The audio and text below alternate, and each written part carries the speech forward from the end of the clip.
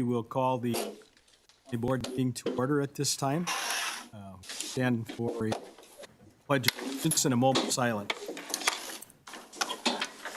Pledge Allegiance to the flag of the United States of America and to the republic for which it stands, one nation, under God, indivisible, with liberty and justice for all.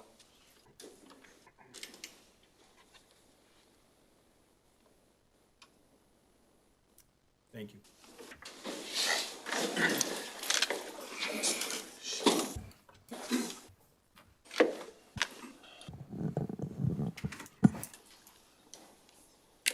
And roll call. Roll call shows one supervisor absent, Supervisor Hull.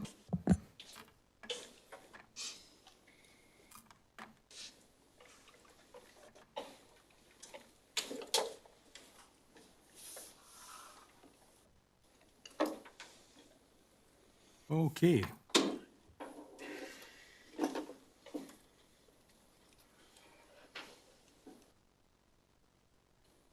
Okay, at this time, I'd seek a motion to approve the agenda. Make a motion to approve the agenda. Is there a second? I'll second it. Motion made and seconded. Any discussion? Yes. Just to want to confirm, there's no reports, we're going to jump right into business items, is that how I'm saying it? Yes. Okay, good. Not unless you want some. Okay. Okay, those in favor, push your green button. Those opposed, your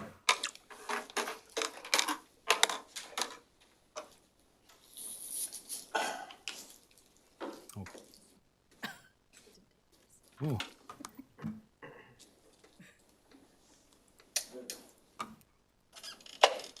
20 yes, 0 no. Okay, motion passed. Members of the public wishing to be heard? Chris?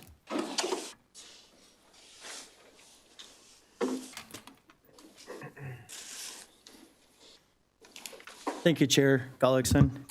Hello, my name is Chris Kowalczyk. In 1991, I interviewed for a deputy sheriff's position in front of the county board. I'm forever grateful I was hired at that time.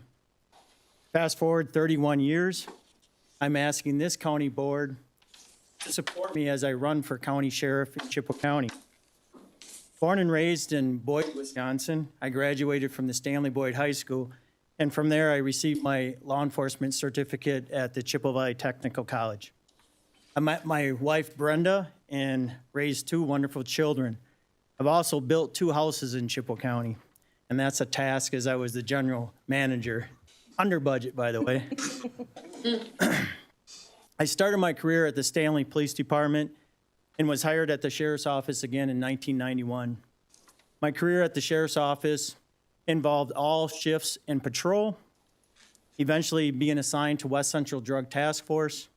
From there, I returned to the Patrol Division, where I was the lead field training officer for several years. I was assigned to the SWAT team, eventually taking over the SWAT team as the SWAT team commander. I participated in the Policy and Procedure Committee, working closely with the management team. I'm currently one of the seasoned investigators at the Sheriff's Office, and I can proudly say my yearly evaluations, I have exceeded my expectations and our expectations at the Chippewa County Sheriff's Office. About 2 years ago, I started attending the county board meetings only to educate myself about our county business. Yes, I was the guy in the back corner. My most important message tonight is to thank you all, as you have been my classroom and my tutors on how our county business operates. I now have a better understanding of the dedication and time it takes for you county board members. It's all right, Buck. I've also noticed you pushed the button at wrong times.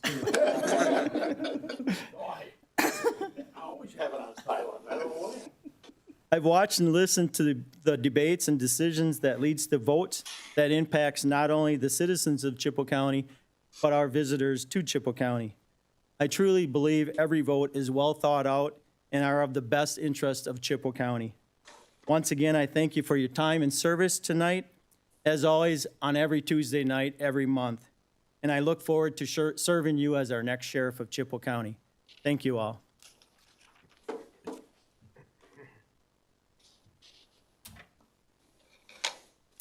Okay, we'll move on to the consent agenda.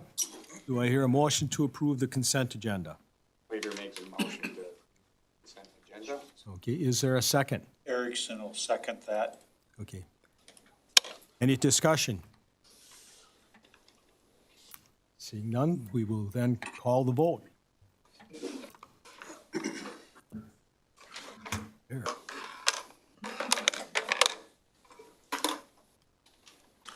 Okay. 20 yes, 0 no. Okay, consent agenda passes. We will jump right down into business items. Resolution authorizing highway department to sell property that is no longer needed. Resolution number 48-22, resolution authorizing the highway department to sell property that is no longer needed for highway purposes.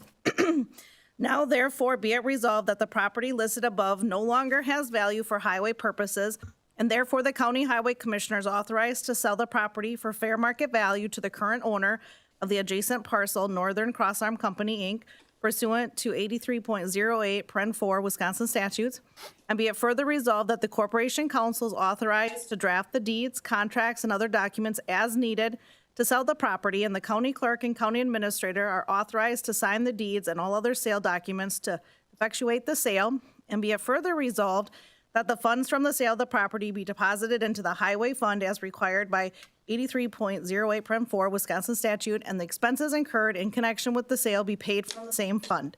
Forwarded to the county board by the highway committee.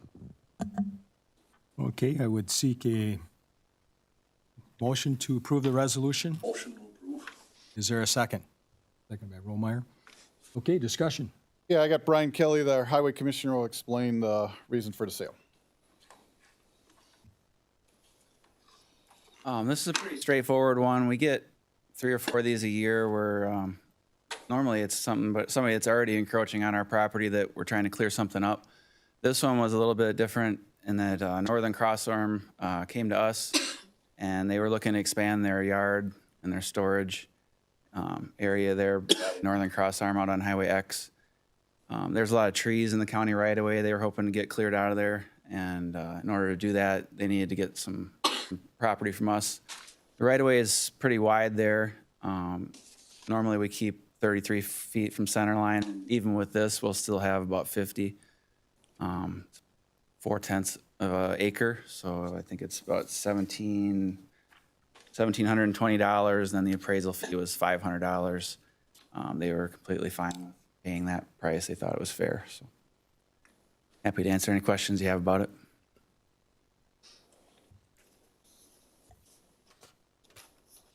Any questions?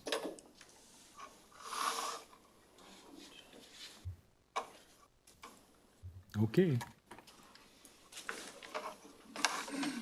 Seeing none?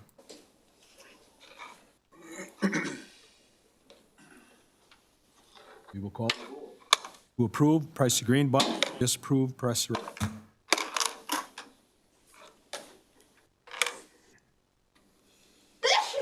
Questions? 19 yes, 1 abstain. Okay. Resolution passes. Number 2, Resolution 49-22. Resolution number 49-22, resolution to authorize utilization of American Rescue Act funding for capital improvements to the Chippewa Valley Innovation Center. Now therefore be it resolved that the Chippewa County Board of Supervisors does hereby authorize the provision of $20,000 of ARPA funding to the Chippewa Valley Innovation Center to equip a new main floor conference room with audio-visual capabilities that will be wheelchair accessible and ADA compliant.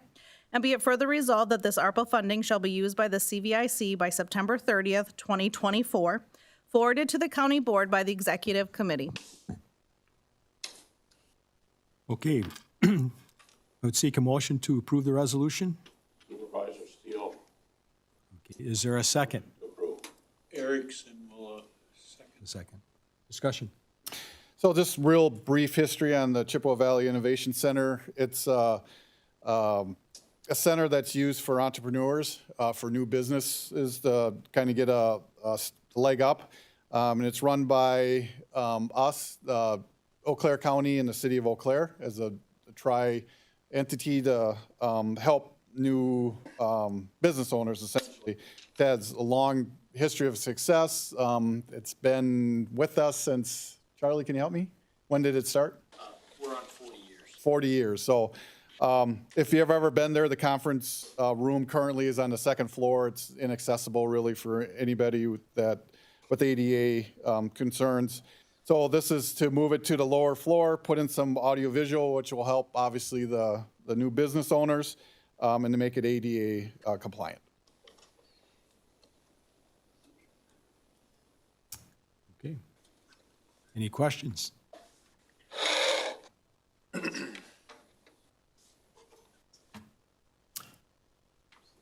Seeing none, then we will call the vote. To approve, press the green button. Disapprove, press the red.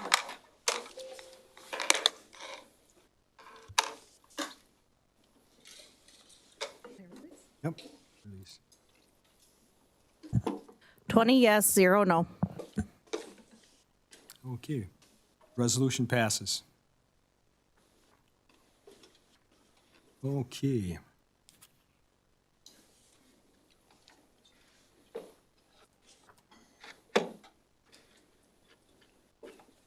So we will move on to Resolution 50.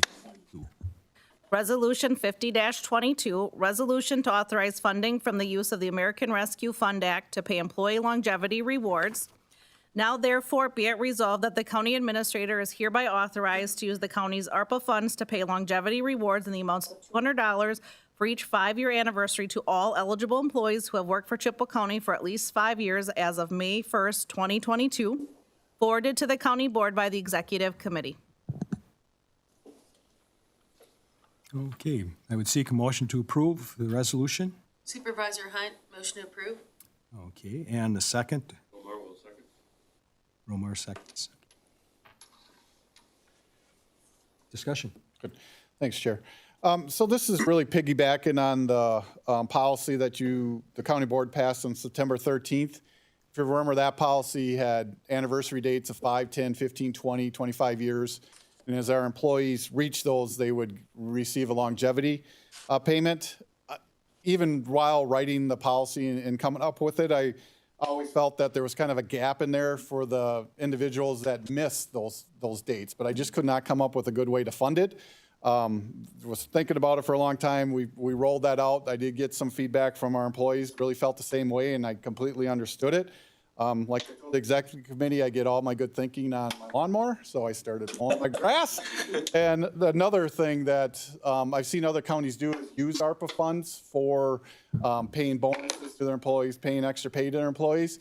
But it always felt, every one I ever read, there was winners and losers. Like everybody went through the pandemic, and it was hard on everybody. So this really allows us to treat everybody the same.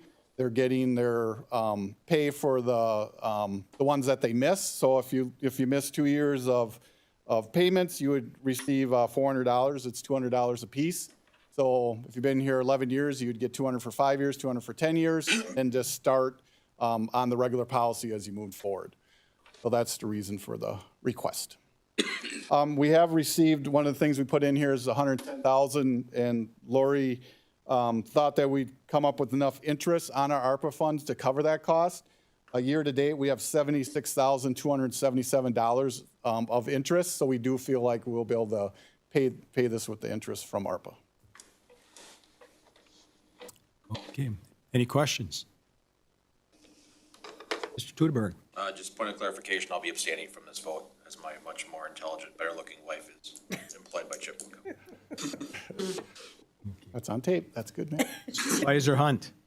Out of curiosity, who has been here, or how many years is the longest person been here? 40. 40, so then the highest out payment would be to carry the 800, right? Okay.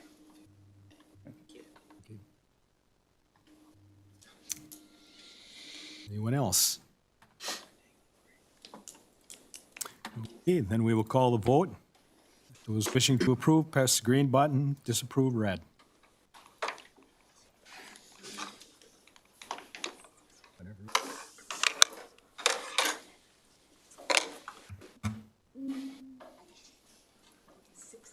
What in the world?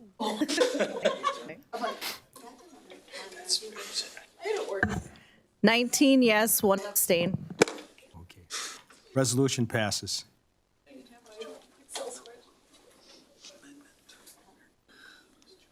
Okay, we will be doing the 21-26 American Rescue Plan Amendment. I would seek a motion to approve. I'll make a motion to approve. Okay. Is there a second? Erickson will second. Discussion. This is really just housekeeping. You approved the original plan, so like we talked about when this all came through, the resolutions really drive the plan. Since you approved the plan, or approved the resolutions, we would just have to make those changes to the plan.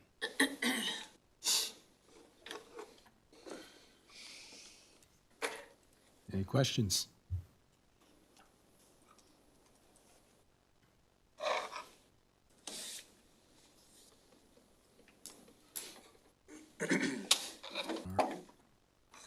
Hearing none, then we will go to call the vote. Those in favor, push the green button. Those opposed, the red.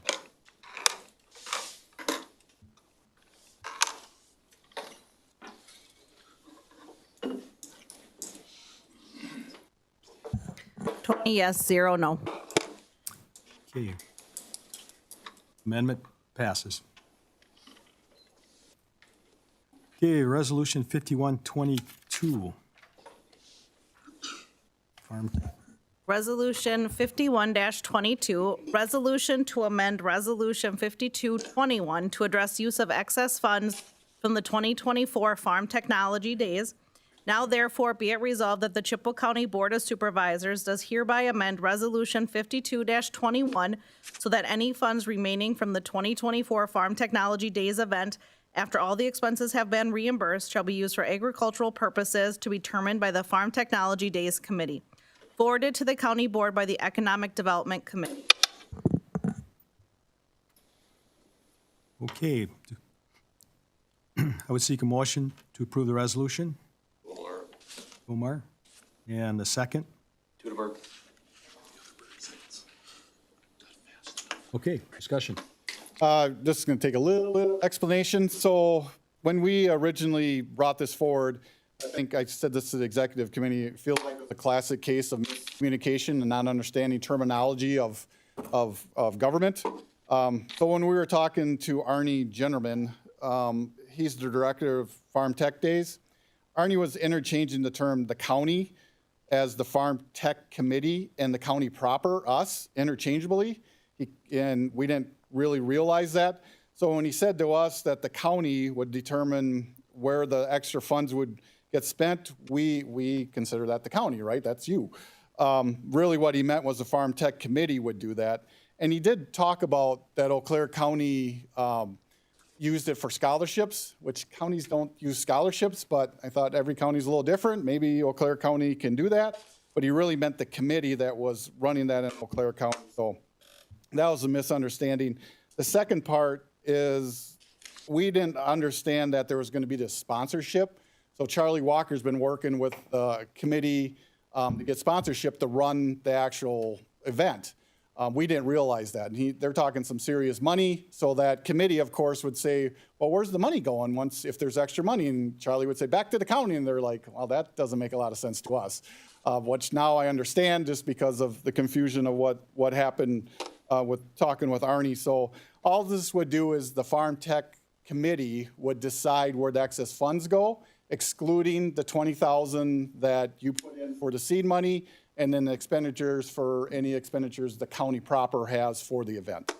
So miscommunication, apologize for that, just didn't quite have an understanding of what Arnie was talking about, or we were talking about, we're kind of talking past each other. So that's the reason for the change.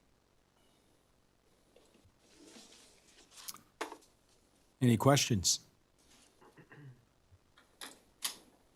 You push your button. Trying to. Oh, okay. Which one do I push? The green one. Green one.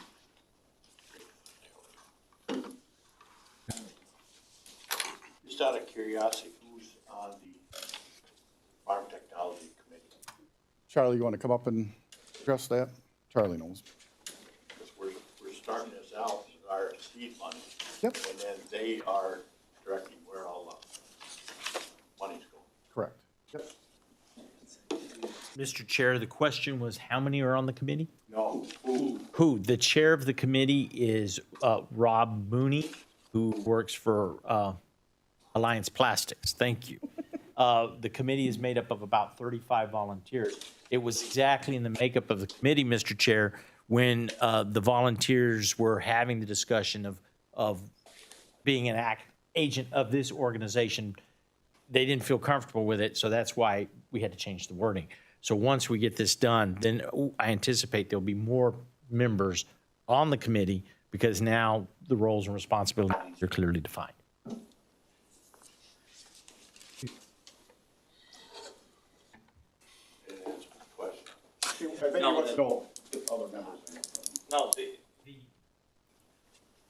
The question was, there are approximately 35 currently of volunteers. There were up to 47. Some of them brought out, but your question was, who is on the committee? I couldn't give you all the names right off the top of my head. I can tell you who Aber's on there, Carlson's on there, Reinhardt's on there. We have a couple people from Clark County that's volunteered. So there's a whole list of folks that are volunteering. There's also a group that want to volunteer but didn't feel comfortable with the way the liability structure is in until that was cleaned up. So I hope I'm answering your question. I can get you a list of the folks who have agreed to volunteer if you would like that and have been to some of the meetings. Well, I was just wondering if there was a cross-section of the county. Oh, yes, sir, absolutely. I think it's a great cross-section of where it is. And one of the things too, Mr. Chair, that's brought this issue to a head is we could not sign a contract with the farm because they broke into committees, and there was a great ag committee that looked at 5 farms, but they couldn't sign a contract with the farms, and then it all had to come fixed. And this action will help get that movement going. But yes, sir, there is a great committee. Manufacturing, banking, ag is big, and a lot of the ag folks that want to sponsor, that created an issue as well. So, Okay. but Mr. Chair, I will get a list of the folks that are on the committee to Ms. Tracy. I think you might have it, but then that will give it, and they come and go and all that. But I'll get that for you for everybody to look. And a great advertising, Mr. Chair. We'd love to have a volunteer. So anybody who wants to volunteer, we're also open to enrollment. Mr. Buck, I'd love to have you. Okay.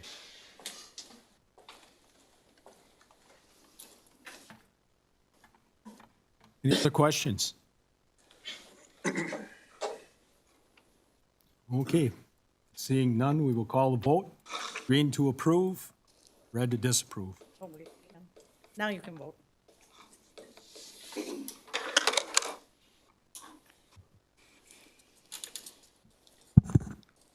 $20 yes, 0 no. Okay. Resolution 5222. Resolution 52-22, resolution to authorize $50,000 from Land Development Fund to Stanley Industrial Park. Now therefore be it resolved that the county administrator is hereby authorized to provide $50,000 of funding from the Land Development Fund to the city of Stanley to be used to help pay the costs of doing soil and boring samples, an archaeology study, and an ALTA survey of the industrial park to assist the park to become certified shovel-ready. And be it further resolved that the county administrator shall provide a report to the county board at the regular December 2023 county board meeting on the status of the certified shovel-ready project in the Stanley Industrial Park and as to how the $50,000 of funding was utilized. forwarded to the county board by the Economic Development Committee. Okay, I would seek a motion to approve the resolution. Bishop will make the motion. Okay, Bishop. And a second? Erickson will second it. Okay, discussion. As Charlie Walker from Economic Development makes his way back up here, so he can give the explanation. The $50,000, which is in the resolution, would come from the Land Development Fund. As you can see, currently, we have $3,346,000 in that fund.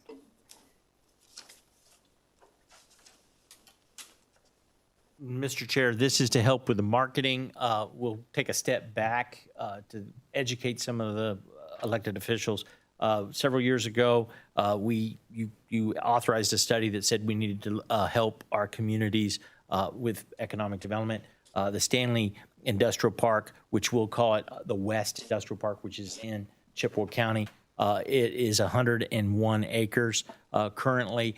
We want to get more marketability to that, similar to what we did 2007. Help me out, Lori. 2008, where we got Lake Wissota Business Park certified shovel ready. That's where the state of Wisconsin comes in and blesses it and helps push the extra marketing. It's kind of a brand. They have a requirement to do that. The cost to go into the program is $7,500 to apply. The private sector has already raised the money for $7,500 to apply. There were 3 communities that were selected this year to participate in the certified shovel ready program. That was Stanley, Marshfield, and Bayfield. Now, once they've been selected to participate, they have sent a site. Wisconsin Economic Development Corporation has hired a consultant team, one of the top site selection firms in the United States, site selection group out of South Carolina, to come in and to analyze and to come up with a report of what needs to happen to that property for it to be certified. A certification in the process will eliminate, on average, about 45 days in the development process because you've already done some of the previous work and it's been blessed by a third-party consultant. So when a company comes in, they know that they're not going to find arrowheads, they're not going to find contaminated water, they're going to know that the soil is there that can hold the height of what the samples say, and those kind of things. And what that allows you to do is save time. But in this particular case, the state of Wisconsin and Wisconsin Economic Development Corporation are putting a lot of money in the marketing of those. So they have a database, and Lake Wissota Business Park is certified number 13. I think there are 19 certifications in the state, and hopefully we can get the process done where Stanley would be one. And it's just easy marketing because the companies that are looking at Wisconsin go directly to that list to help speed up the process. And that will help us get more tax base, not only in the city of Stanley, but in the county. It has been very effective. We are, the city of Stanley is so excited about it. They have pledged $50,000 to the project to be leveraged with the county's $50,000. We're raising money. We anticipate raising $50,000 from the private sector. So our total budget of getting, on worst case scenario, if we have to do a bunch of stuff that the consultants say, is we've allocated roughly $150,000. I can tell you that what we've been doing already, we've cut that cost down. And so like everything we do, we try to leverage the county's funds. And we do have a commitment from the city of Stanley for $50,000. And we hope to leverage this with that so we can get that done. The first $7,500 has already been covered because it was in the process of asking for the city of Stanley's $50,000 in the county. So we just went out and raised that money to do that. So we'll continue to do that from the private sector. Any questions, Mr. Chair? Any questions?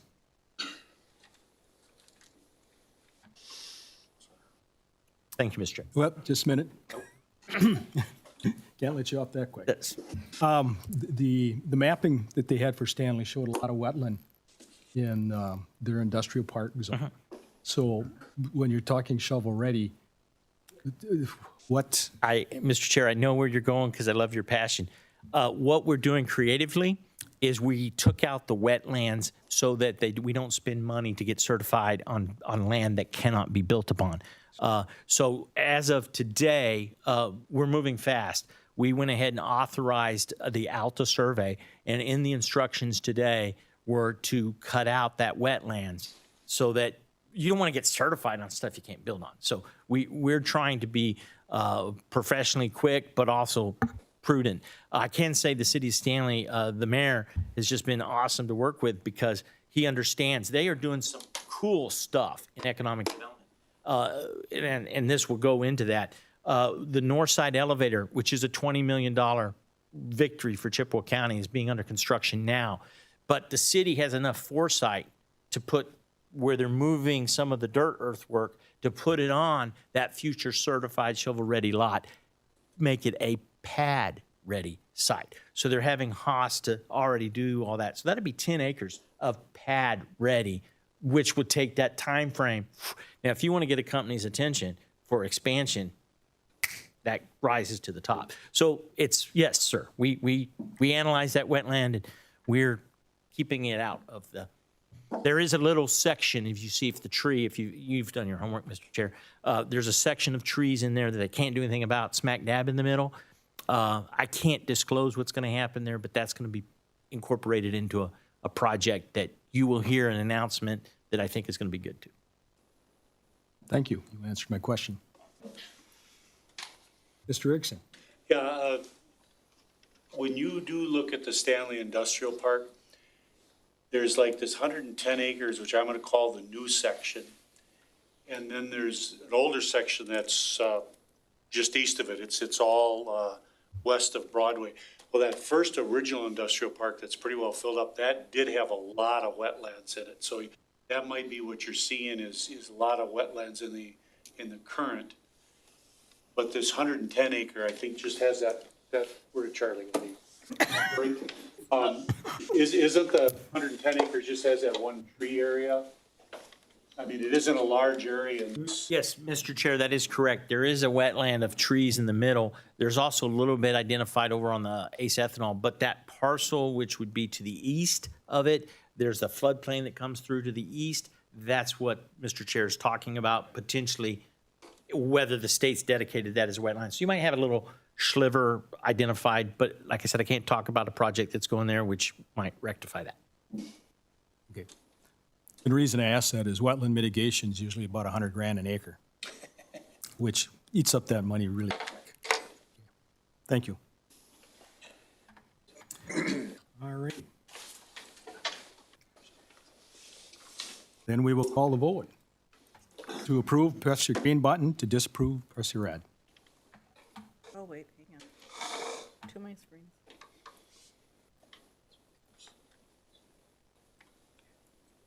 There you go. Ready?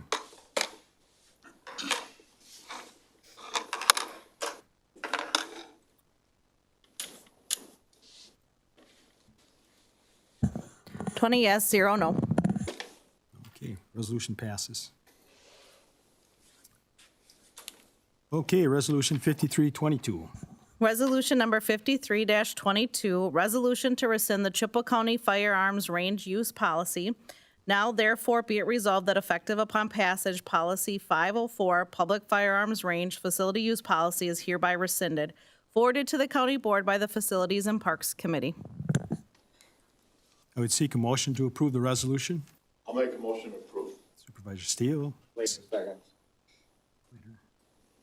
Okay, motion made and seconded. Discussion. Obviously, with the range no longer in use, the policy, there is no real policy, so we just, the kind of housekeeping, you got to rescind the policy that was used for that. Any questions?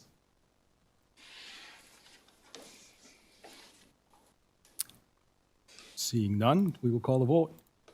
Press green to approve, red to disapprove.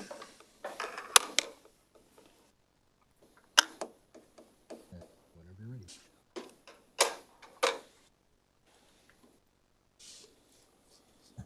$20 yes, 0 no. Okay, resolution passes. Move on to ordinance 722, This is a second second reading. reading. I would seek a motion to approve. Supervisor Bergeron motions to approve. And a second. Supervisor McGill, second. Okay, discussion. I got Doug Clary here, our planning and zoning director, to speak on the next two.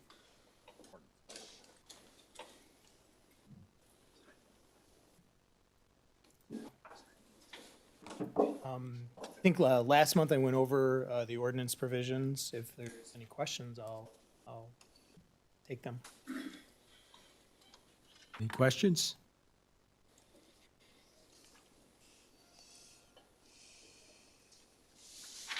Seeing none, then we will call the vote. Green to approve, red to disapprove.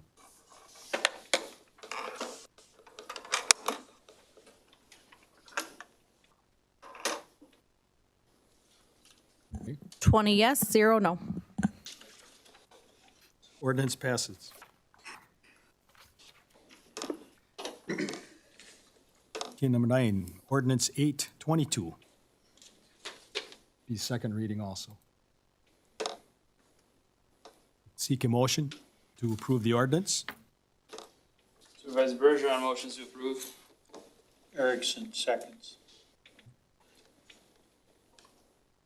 Okay, discussion. Any questions? Any questions? Record speed here. Okay, seeing none, then we will call the vote. Approve the ordinance, red to disapprove.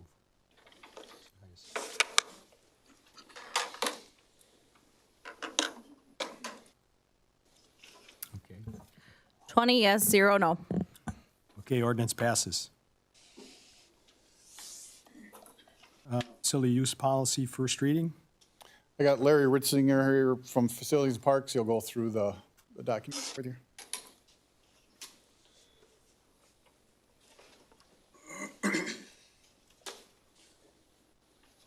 Good evening.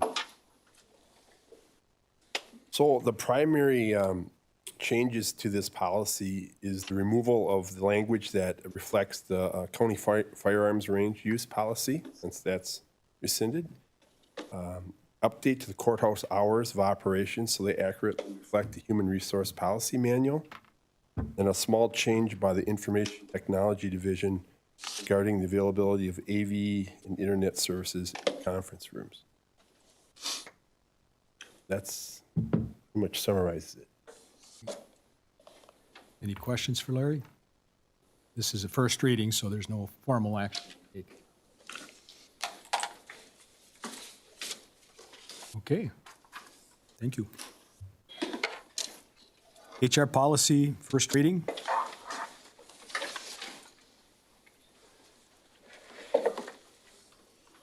Moving fast. I got Tony Holfelder here, our HR director, to talk about the next two policies for the first reading. All right, I'm back. This one up here, there are 3 policies that we're bringing forward. The first is the hours of work, and this is simply because of the ordinance change for the courthouse hours. So it's just making sure that it is reflected in the HR policy manual. The second one is because of an oversight due to the recommendation and the approval of making a change to our the comp time, compensatory time payout for non-exempt employees. One of the other sections we should have updated and didn't catch it was upon termination when an employee, there's 5, at the time there's 4, and we're asking for a 5th scenario to be added to the handbook that comp time should be paid out. And that should be when a non-exempt employee changes positions. The reason for that is usually that's in the case of a promotion. But even if it's the other way, it's to basically pay out the comp time that was earned at the rate of pay that they earned the comp time. And so adding that will allow us to do that. So that's the reason for that recommendation. And then the third change is simply due to a typo that we've never caught. This policy for drug and alcohol testing has been in existence for several years. We accidentally have the blood alcohol level at death, which should be 0.03999, and instead it says 0.39 and 99. So we made that correction. Thank goodness we've never had to look at that. That's one heck of a party. Right. Any questions on that?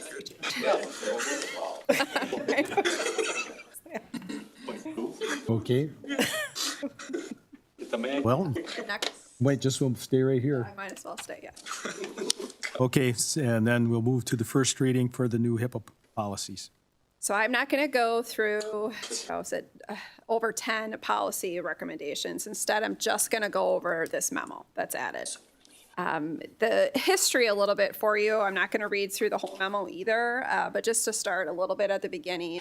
In 2015, we had a consulting firm come in and do a risk assessment for the county related to HIPAA.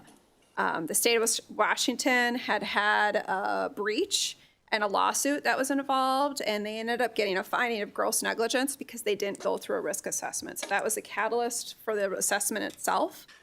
And then once the assessment happened, a work group was put together.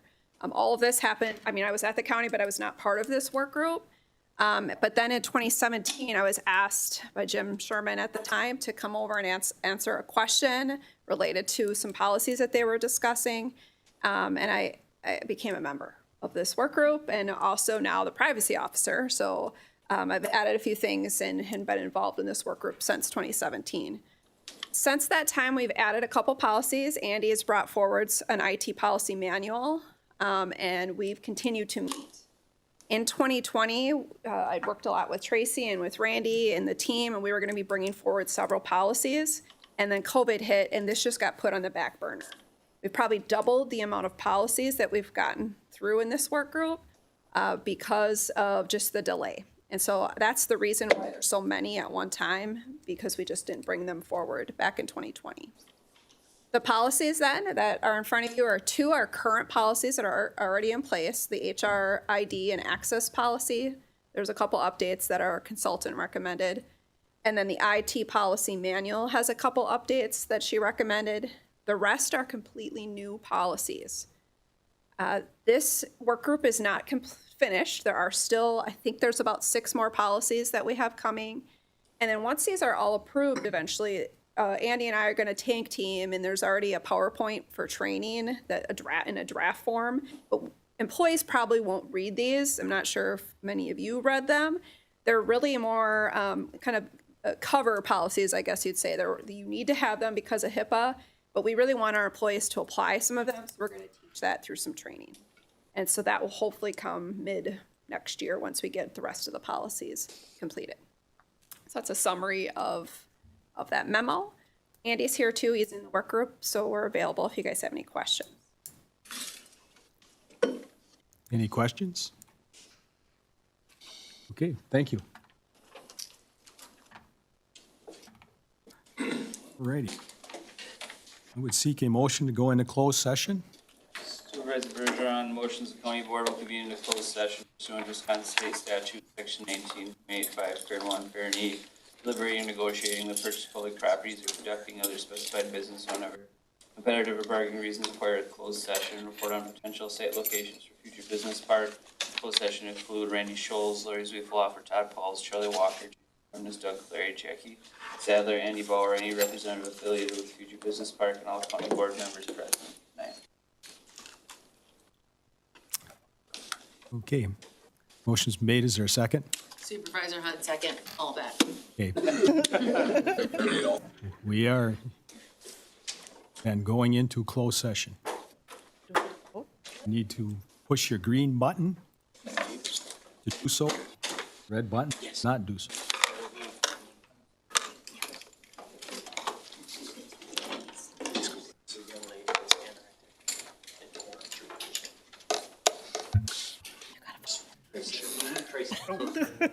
Please none of us fall asleep. Have the food kind of bad.